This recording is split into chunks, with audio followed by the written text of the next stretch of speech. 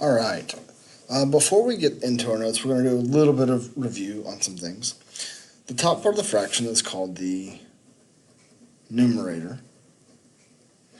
The bottom part of a fraction is called the denominator. Now, before we get into our notes, go ahead and write any regular or proper fraction. Right, any regular or proper fraction. I'm going to keep it really simple, and I'm going to do 1/2.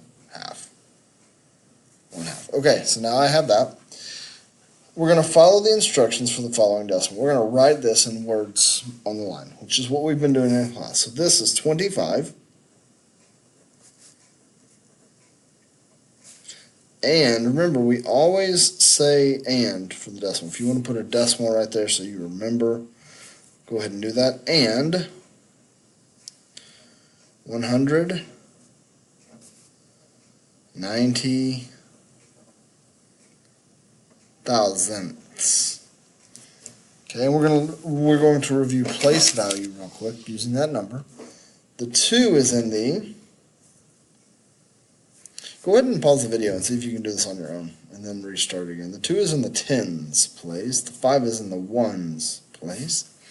The 1 is in the tenths place. The 9 is in the hundredths place, and the 0 is in the thousandths place. Okay, so that's our review. Now we're going to start our notes, which is kind of reviewing what we've done in class for the last couple of days. All right, fractions to decimals.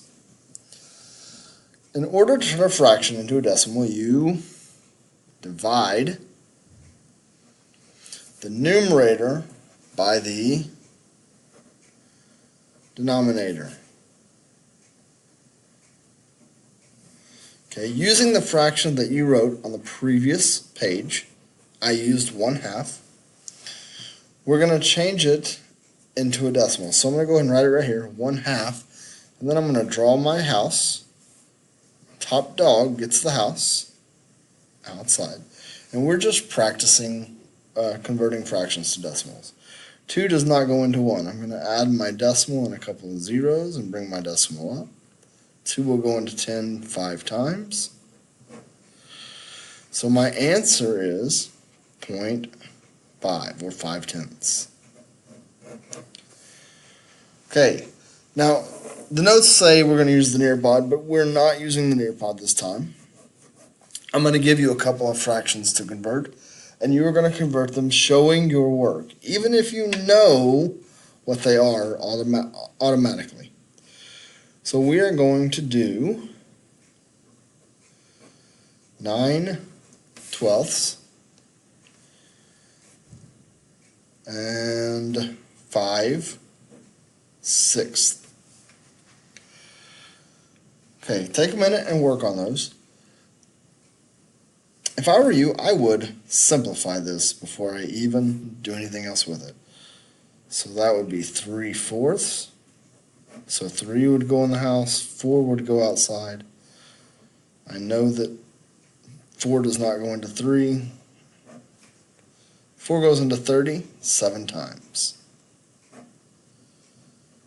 4 goes into 20 5 times. And we have 0, so we're done. So 3/4 is 75 hundredths. Draw my house. Top dog gets the house. I know 6 is not going to go into 5, so I'm going to go ahead and put my decimal, my zeros. 6 goes into 50. How many times? 8 times, which would be 48. Add some zeros here because you're going to need some. Bring it down. 6 goes into 20. 3 times. 6 goes into 20 3 times. So we can see the pattern. We're going to have a repeating decimal. This is going to be 0.8, and only the 3 repeats. The repeat bar only goes over the 3. Because if you put it over both, that says you have 0.83838383, and you're only repeating the 3 in this case. Okay, so now that we've practiced that, we're going to move on. Now we're going to go backwards, decimals to fractions. And we said there are 3 steps. We said you say it. you write it and you reduce it. In order to change decimals to fraction, you must know your place values. 0.50 is read as 50 hundredths. You can also read that as 5 tenths because we know the 0 really doesn't change the value. Either one of those is fine, but I'm going to put 50, put the number 50 over the place value, 100, and then you're going to reduce. I'm going to go ahead and reduce this by 10. And then I have 5 over 10, which is 5 tenths, which is why we can say this either way. And I'm going to keep reducing.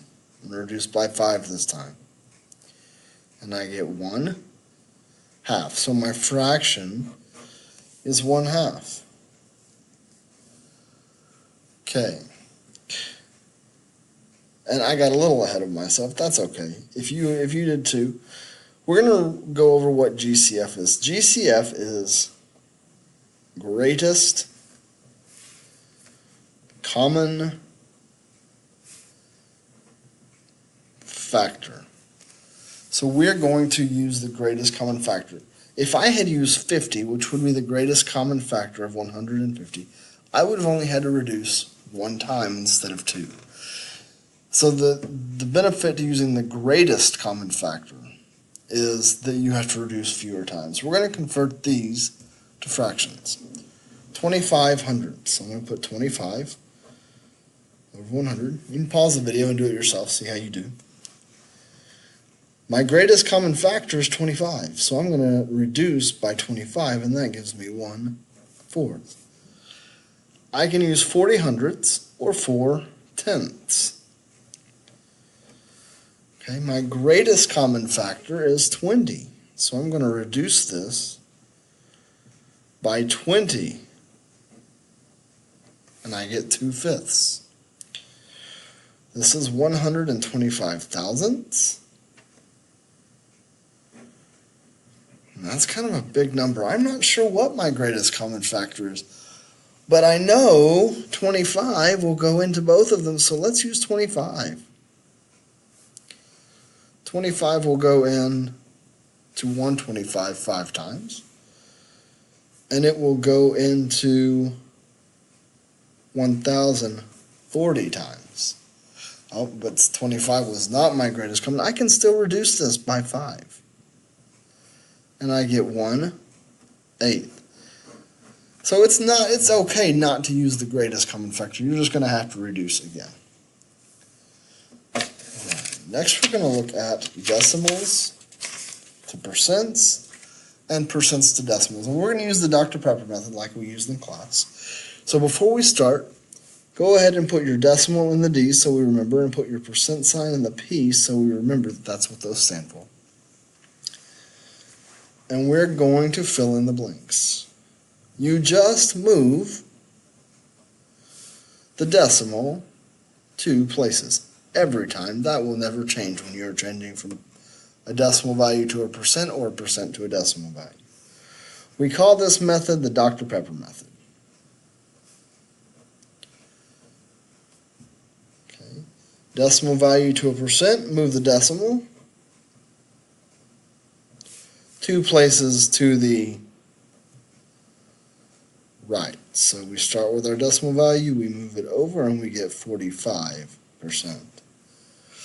A percent to decimal, we move the decimal 2 places to the left. Remember, we said out of sight, it's on the right. If the decimal is out of sight, it's on the right. So we started on the right, we move it 2 places to the left, and we are left with 45 hundredths. So again, we're not using the Nearpod, so I'm going to give you 2 decimals. We're going to use 37, and we're going to use 2 6/10, and we're going to change these into percents. So we're going from a decimal value to a percent, so we're moving it 2 places to the right. 1, 2, which gives us 37%. Okay, again, decimal value to percentage, 1, 2, 260%, because we always fill in any blank movements with a 0. Now we're going to do the same thing with percentage. Again, no Nearpod. Let's use 12.5% and 13%. We're going to move the decimal to the left 2 places. So this one has a decimal in it. I'm still going to move it 2 places to the left, which leaves me with 125 thousandths. I just moved my decimal 2 places. Here we don't have a decimal, so out of sight, it's on the right. We move it a couple of places to the left, and I get 13 hundredths. Let's put it over here, just for consistency. And this is just kind of to remind you, help you remember the things that we talked about this week. Hope you guys are having a good weekend, and I will see you on Monday.